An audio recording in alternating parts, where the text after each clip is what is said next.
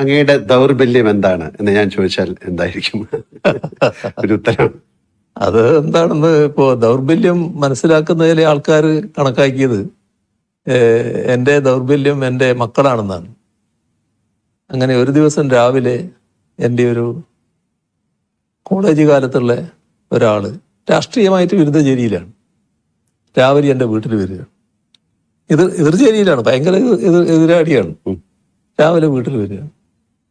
എന്താ പേര് ഞാൻ പറയുന്നില്ല, എന്താന്ന് ചോദിച്ചപ്പോൾ ഇരിക്കുന്നു പറഞ്ഞു. അല്ല, ഞാനൊരു കാര്യം പറയാൻ വന്നതാണ്. പറഞ്ഞു നിങ്ങളെ നല്ല വിജയൻ്റെ എന്നാണ്. വിജയൻ്റെ മക്കളെ നേരെ ഒരു നോട്ട് കൊടുത്തിട്ടുണ്ട്. ആളെ പേര് പറയുന്നുണ്ട്. അത് തട്ടിക്കൊണ്ടുപോകാനാണ്. ഇയാളുടെ പ്രധാന സുഹൃത്താണ് ഈ ചെയ്യുന്നത്. ഈ പ്രധാന സുഹൃത്താണ് ഇത് പ്ലാൻ ഇട്ടിട്ടത്. അപ്പൊ ആ സുഹൃത്തിനോട് ഇയാൾ പറഞ്ഞു, പിന്നെ അതൊന്നും ചെയ്യാൻ പാടില്ല, അതൊക്കെ പിന്നെ നാട് കത്തും, അന്ന് അങ്ങനെ ഒരു വഴിക്ക് പോകരുത് എന്നൊക്കെ പറഞ്ഞു. പക്ഷേ അവനായതുകൊണ്ട് എനിക്ക് ഉറപ്പില്ല, ചിലപ്പോൾ നടന്നേക്കാവും. അപ്പോൾ ഞാൻ ചിരിച്ചു. അല്ല, നിങ്ങൾ ചിരിക്കുക ചെയ്യാന്ന് എനിക്കറിയാം, എന്നാലും ഇത് ശ്രദ്ധിക്കേണ്ട ഒരു കാര്യമാണ്. എന്ത് ശ്രദ്ധിക്കാനാണ്?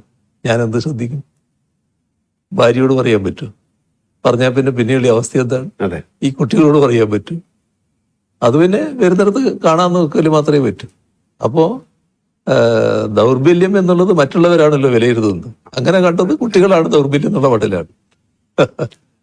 സംഭവ ബഹുലമായ ജീവിതമാണ് അങ്ങ് കടന്നു പോകുന്നത്. എപ്പോഴെങ്കിലും തളർന്നു പോയ നിമിഷങ്ങൾ ഉണ്ടായിട്ടുണ്ടോ?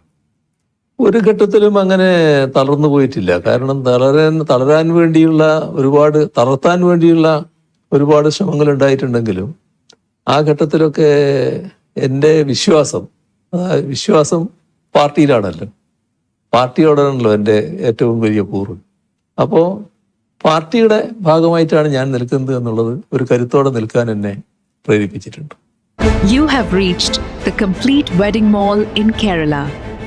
രാജകുമാരിയുടെ വിവാഹ വസ്ത്രം അതിഗംഭീരമാക്കാൻ പോകുന്നു.